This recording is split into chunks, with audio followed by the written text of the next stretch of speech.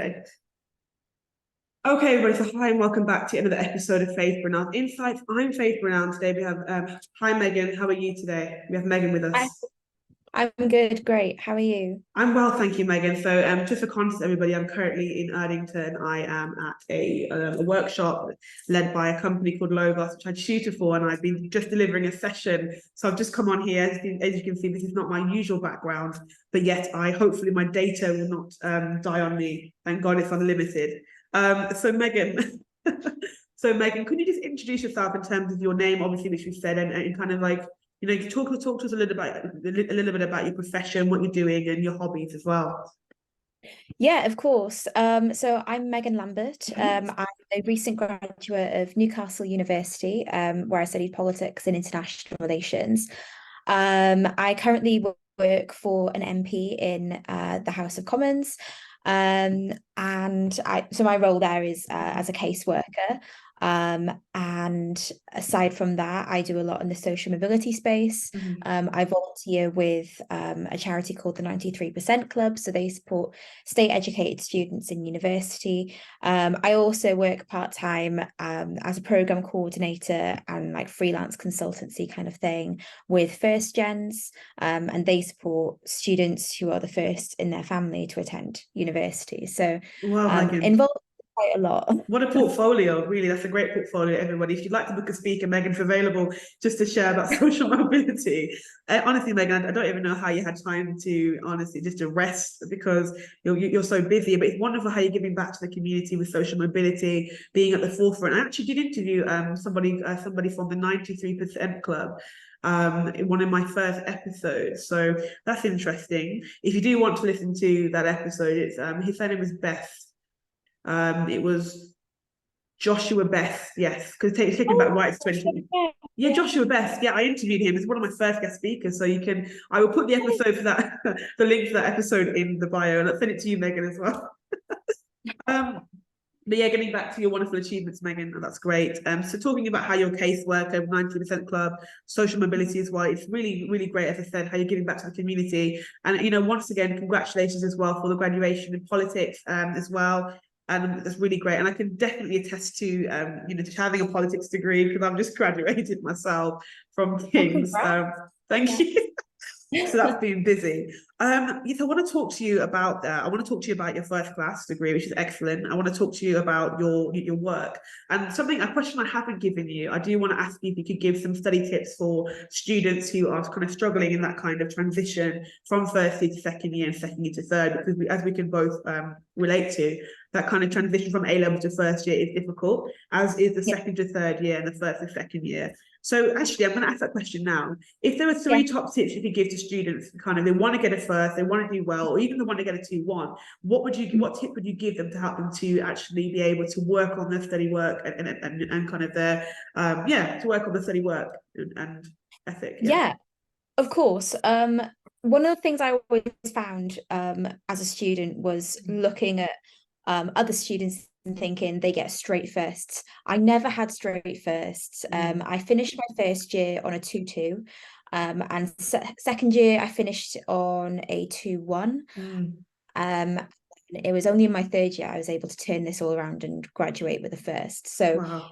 if you're resistant after your first year results thinking, oh my gosh, like I got a 2-2 or I got a third, it's really, really not the end of the world. So some of the things that I changed between first and second year was some of it was simple in that I did the actual reading and attended all the seminars and Yeah. really threw myself into it. Um, but when people say do the reading, genuinely do the reading, even if you don't Mm-hmm. think it's going to be relevant to your Definitely. assessment topic.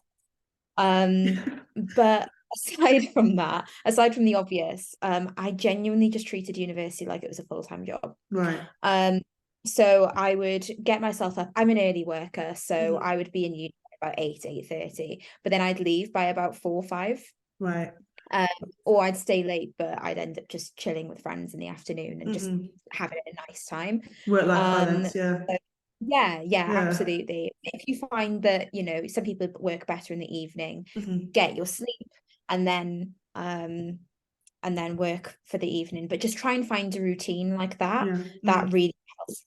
Every Sunday evening, I like to sit down with my laptop, with my diary, and a hot chocolate, and I plan my week ahead. And I think that really just helped with the mental load. I didn't have to wake up every day thinking, oh my gosh, what have I got to do? I already knew what I've got to do. Yeah. So that is tip number 2. And then tip number 3 is working towards deadlines. And I think what's really, really beneficial is to set yourself deadlines ahead of the actual ones. Yeah. With my dissertation proposal, I completely misunderstood the brief, and ended up having a massive disaster and had to redo the entire thing. But the good news was I had set myself a deadline to complete the assignment about 4 days before the actual deadline. So again, we were 4 days before, realized I had made this mistake, but I had time to redo it. And I got a first in that proposal because I had that. Yeah. And then my dissertation, I asked my supervisor to set me deadlines for different tasks. And she'd say, you know, I want you to find 10 sources with research methods that are the same that what you did for yours. Yeah. So I did, and I was like, can you please set me a deadline to do this and to send you a draft and chase me on it? Otherwise, I just do it. And that makes sense, Megan. Yeah, it makes sense. Sorry, Yeah, because like it exactly. allowed you to have those deadlines and work towards something. I think sometimes if the deadline's too fluid, like because I did a dissertation and I liked having those weekly check-ins with her, even by email, to say, okay, this is what needs to be done after work X, Y, and Z. It gives you a guide as well, something to work towards. Yeah. Yeah, exactly. Especially if you're so deadline driven like I am. But it would give me too much anxiety to work up towards the actual deadline. So create deadlines for yourself. Yeah, excellent, Megan. I just want to say to everyone, if you can hear things in the background, I'm literally at a church where we have like 8 children. So it is not me, and I'm just doing my best to walk past the noise. Put that out there. I've put the noise suppression on, so hopefully everybody it's not too loud. Yeah, But can't hear you. okay. Wonderful. I can hear someone playing the piano in the background. But Oh, wow. yeah, very talented. So I just want to talk to you now about your kind of casework in Parliament, because it is something that I'm quite interested in, because as a politics graduate, we were always learning about Parliament, the House of Commons, House of Lords, looking at the kind of ins and outs of that as well. So as a casework in Parliament, could you share a particularly challenging or rewarding experience that really highlights the impact of your work on, highlights the impact of your work on constituents? Yeah, of course. So for those who don't know, because a caseworker is essentially the person who will respond to your emails if you email an MP. Right. So that's me. And these kinds of cases can vary massively. They can be anything from, can you please whip the council into shape because they haven't kept our bins? Or they can be very sensitive issues where, someone might be at risk of becoming homeless. They're having their financial support cut, and they don't understand why, or they're an asylum seeker or a refugee and they're trying to go through the correct process, and maybe delay with the Home Office. So these are really important cases for a lot of families. Sometimes they can be family reunification things as well. And obviously you will end up with some like really really extreme cases on either end. But that's a bit of an idea of the kind of thing that we deal with. Well, thanks for sharing that. So they're very emotionally heavy, but really, really rewarding. Last week, I had a constituent who was in temporary accommodation. They needed assistance with their housing. They didn't know who to turn to because there'd been some kind of mix-up, and they hadn't actually been allocated a housing officer. Wow. And that housing officer is the person that's meant to give them that specialist advice. And so like what I was able to do was, liaise with the council and get that arranged for them so that they're going to have the support they need from, you know, the correct people going forward.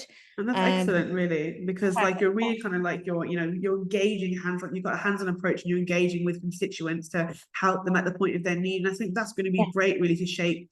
I was going to ask you actually, just coming into the next question about your kind of career aspirations. I want to kind of talk about that as well. And why you chose to do politics. But as we go back, we'll kind of glad you get there. But it's wonderful, like, to hear, as I said, about your hands-on approach in terms of what you're doing to help people. As a caseworker, and you're doing so many other things as well. You mentioned program coordination. I was just jotting it down during your intro to see if there's any other questions I could quickly whip up in my mind, because I knew the listeners would definitely appreciate that.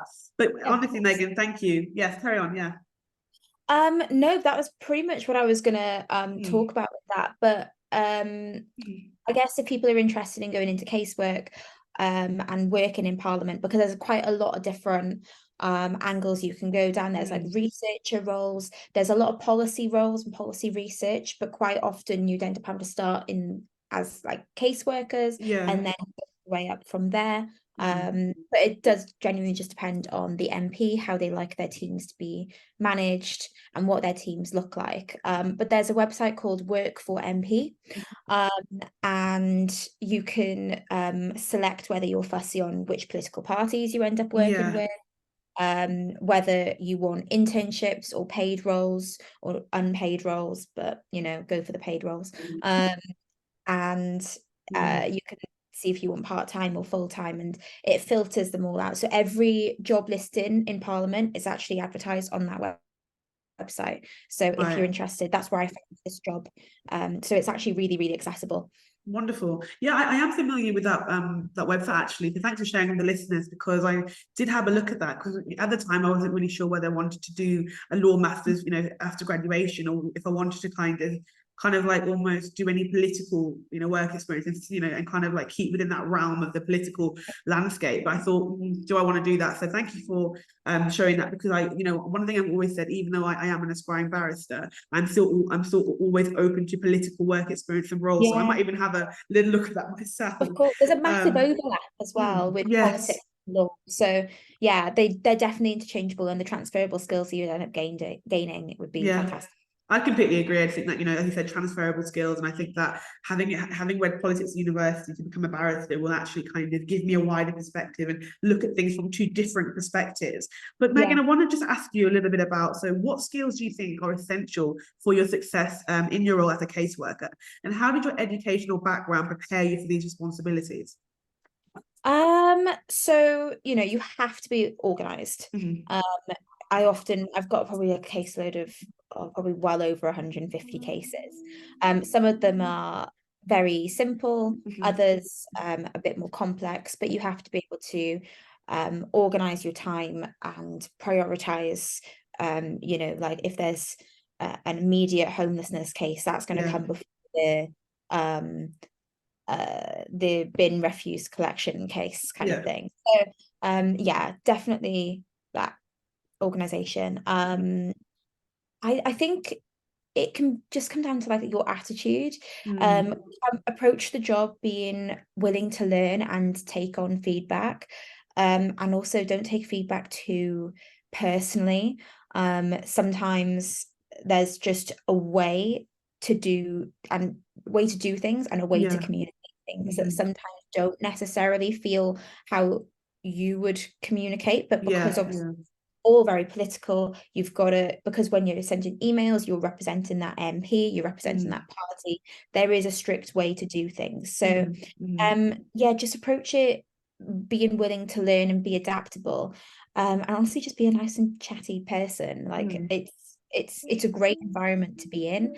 That makes a lot of sense. It makes sense. Because actually, funnily enough, Megan, you wouldn't have known, but I've just finished delivering a workshop to some young students on the importance of a growth mindset as opposed to a fixed mindset. Everything that you said embodies that, by not taking feedback personally. It's constructive criticism and being open, as you said, to new opportunities, and having that kind of personality that, that you stay professional. So even if there's something that somebody writes that isn't too professional, your response still has to be professional, because as you said, you're representing that MP, and you have to, conduct yourself in the right way. And that Yeah. really feeds into the next question I have for you is, can you provide some advice for students or young professionals really looking to enter that kind of field of politics, social mobility, advocacy, or casework in Parliament based on your own exceptional experiences and achievements? Yeah, of course. So I think a really common phrase is if a seat at the table doesn't exist, then you just sometimes have to bring that Bring to the one, table. yeah. Which I think is true, but I also think sometimes you have to bring that seat to the table, whether people like it or not. Yeah. Especially when it comes to things like having discussions about social mobility. And I don't mean to say that in a way of, being rude or confrontational. I don't think that would accomplish anything, but don't just wait for someone to advertise for a role or a focus group Yeah. or some kind of outlet to give opinions. Sometimes you can contact someone to say something like, look, I think such and such problem exists, and here are some ideas of how I think you could do this. I'd be super grateful to have a chat. In the political sense, network. It's all about your networks. My first bit of work experience as a caseworker was in between my second and third year of uni. Wow. And it was with the Welsh government, because I'm from South Wales. So it was with my member of Senedd. And I had found that bit of work experience, it wasn't originally advertised because of just circumstance. Right. I had developed the relationship with that member of Senedd because I had campaigned for her. Right. I was the youth mayor of my constituency, so I knew her in that capacity for a while, and we just sort of stayed in touch. And I originally asked her, like, hey, is there any work experience in the Senedd that I can apply for? And that wording of being like, oh, do you just know of anything I can put my name forward for? Yeah. That resulted in her saying, well, do you just want to come and have some work experience with me? Yeah. And so I ended up being there for 6 weeks because one of her caseworkers went on sick leave for 6 weeks. So I ended up getting paid as well, which was even better. So yeah, I guess in that sense, I kind of did bring my own seat to the table. You really do just have to be proactive and just ask I completely politely. agree. I completely agree. Yeah, ask politely, because as I said, you have to be proactive. If you want something, you have to sometimes just come out of your comfort zone and ask. And I'd say networking is key. And, in all, I'm sure my listeners will be well versed in this by now, but and to all my new listeners as well, networking is, Megan, I reiterate, that is key. It can be the difference between you kind of not having it, not having the experience you want to having the experience you want. And Megan, I can definitely resonate with that, because in 2018, I was fortunate enough, thanks to the Lord, that I actually got some work experience at a top firm, Shoesmith Law Firm, because as you did, I'd worked with someone, I knew them, and I asked them, is there any work experience? And she said, yes, you can have a week of work experience with me. And I sat down with clients, and I actually was able to interact, make notes, and it gave me the feel of kind of that legal profession, how it would have been to be to be a legal professional and a solicitor. Even though I don't want to be a solicitor, I want to be a barrister, I still have that work experience, and I'd still be welcome to going back to law firms, because even as an aspiring barrister, I still attend law firm open days, because I will be working with solicitors as a barrister. So you have to, as you said, have that hands-on experience, hands-on approach. And really, Megan, what you embody is that you're willing to actually volunteer, you're willing to help other people, you're willing to actually, as you said, that person never had a housing officer, and you had to actually step into that role and provide that person with the support and the help they needed. So Megan, I want to thank you for giving up your time today to speak about your wonderful journey, your excellent first-class degree, because trust me, that is excellent.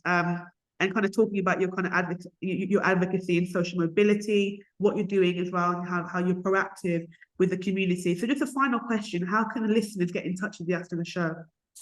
Yeah, of course. I've got LinkedIn. My name on there is Megan Lambert, and then I've got FRSA after my name. Yeah, I've also got Instagram. So my Instagram is Megan Sian Lambert. So that's MEGANSIANLAMBERT. Wonderful, Megan. Thank you very much for that context. And I just want to mention to everybody, it was actually through LinkedIn, Megan and I, isn't it, that we actually met. I didn't actually know you before this interview. I just reached out and said, would you like to come on the podcast? Megan gracefully said yes, and here we are. So here's to a future collaboration. So I know that if I ever need to speak on social mobility on casework, I'll know where to go. So thanks, Megan, for that. That's No lovely. problem at all. It's great to Um, be.